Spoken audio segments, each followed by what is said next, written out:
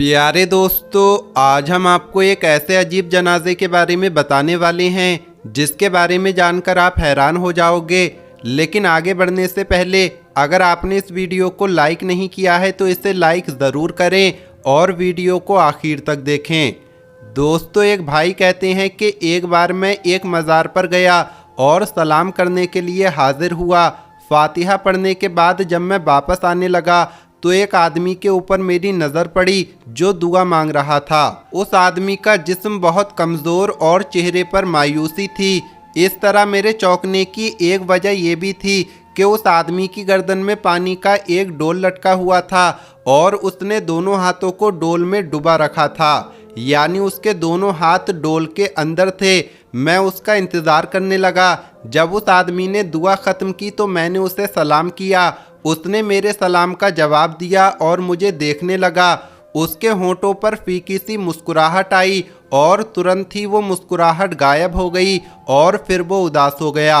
मैंने उसके गले में पानी का डोल लटकाने की वजह पूछी और पूछा कि उसने डोल में हाथ क्यों डुबा रखे हैं।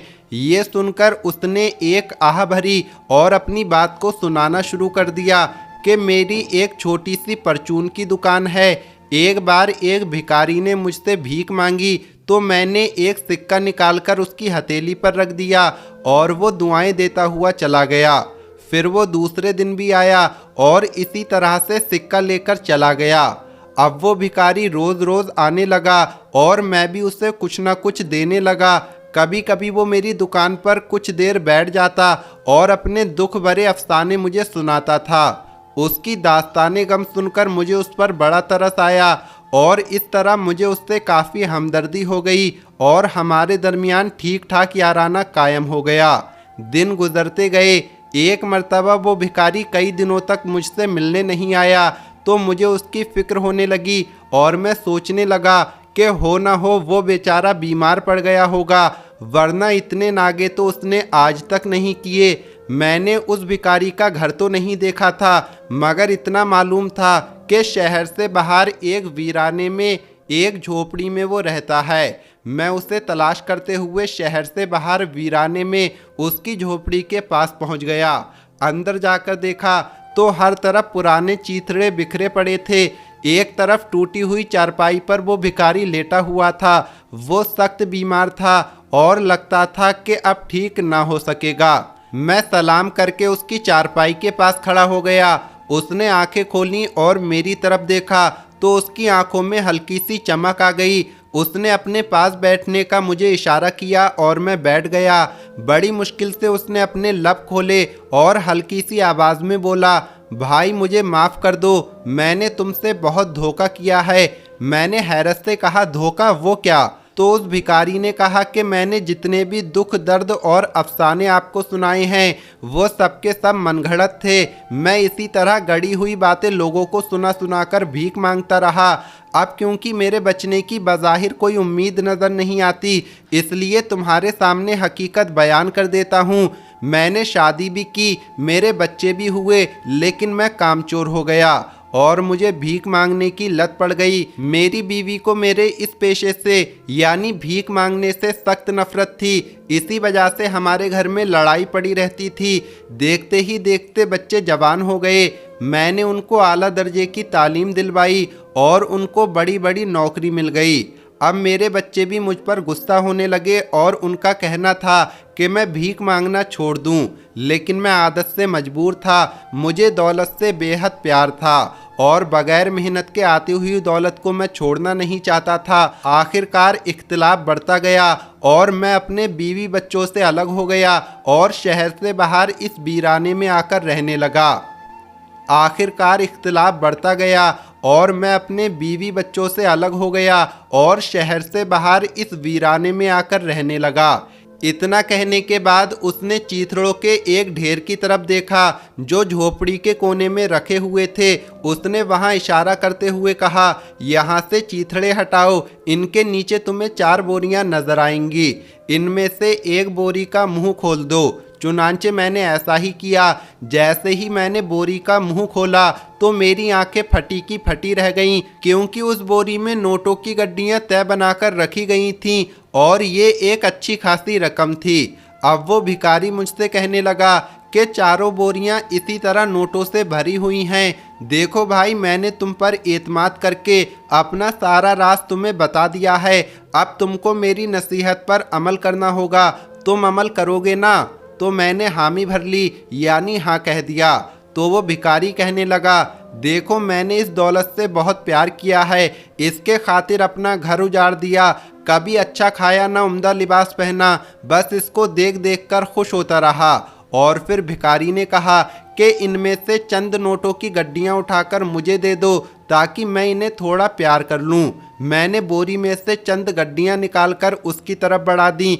उसकी आंखों में एकदम से चमक आ गई। उसने अपने कांपते हुए हाथों से नोटों की गड्डियां लीं और अपने सीने पर रखकर उन्हें बारी बारी चूमने लगा। हर एक गड्डी होंठों से चूमता और आंखों से लगाता और मुझसे कहने लगा कि मेरी वसीयत बड़ी ख़ास वसीयत है, तुम्हें इसको पूरा करना ही पड़ेगा। और वो वसीयत ये है कि मेरी पूरी ज़िंदगी की कमाई हुई दौलत यानी नोटों की भरी हुई ये चारों बोरियां, तुम्हें किसी भी तरह से इनको मेरे साथ दफन करना होगा। और मैंने अपने लिए कफन सिलवाया है जिसमें जेबें बनी हुई हैं। जितनी गड्डियां उन जेबों में आ सके तुम उनमें रख देना और फिर मुझे दफनाना।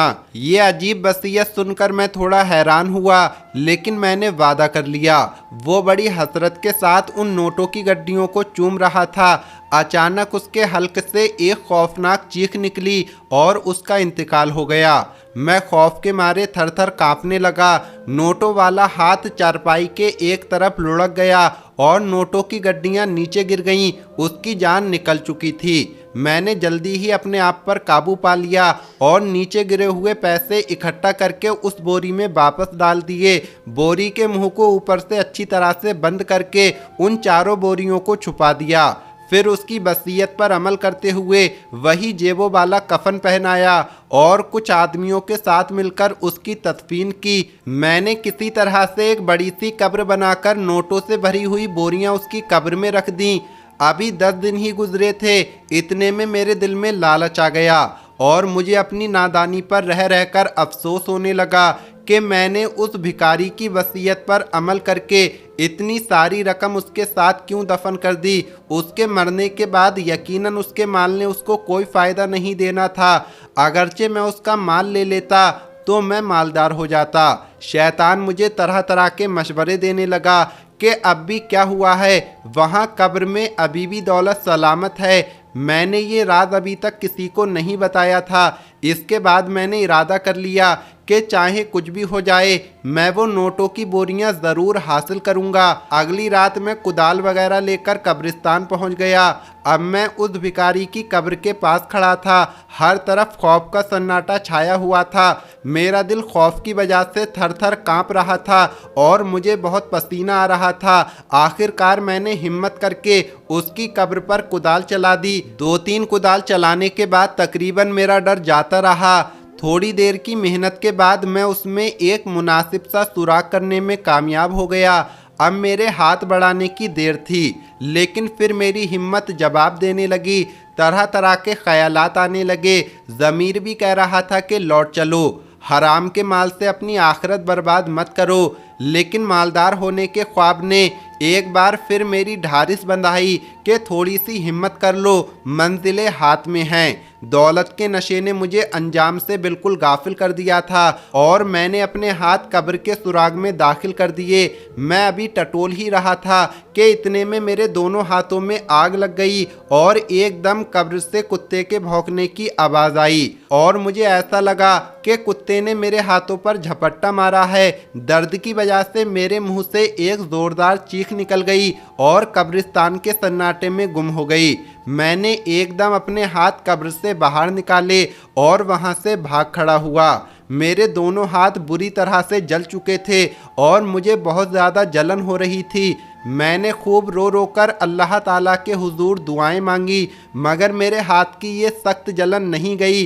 अब तक बहुत सारे हकीमों और डॉक्टरों से अपना इलाज करवा चुका हूँ, लेकिन हाथों की जलन कम नहीं होती और जाती नहीं। हाँ, मगर पानी में हाथों को डालने से मुझे थोड़ा आराम मिलता है, इसीलिए मैं अपने हाथों को हर वक्त पानी के अंदर डाले रखता हूँ। दोस्तों, जिन्होंने ये वाक़या बयान किया है वो कहते हैं उसकी ये दास्तान सुनकर मैं एकदम दुनिया से गाफिल हो गया। दुनिया की दौलत से मुझे नफरत हो गई। तो प्यारे दोस्तों, आपने देख लिया कि किस तरह से माल की मोहब्बत ने बर्बाद किया। भिखारी अपने मामले में हराम को चुनते चुनते मर गया, और जब उसका दोस्त हराम दौलत को हासिल करने के लिए पहुंचा तो इस मुसीबत में गिर गया। हम अल्लाह पाक से दुआ करते हैं कि अल्लाह पाक हमें हराम माल और हराम दौलत से महफूज रखे और नेक अमल करने की तौफीक अता फरमाए। आमीन अल्लाहुम्मा आमीन।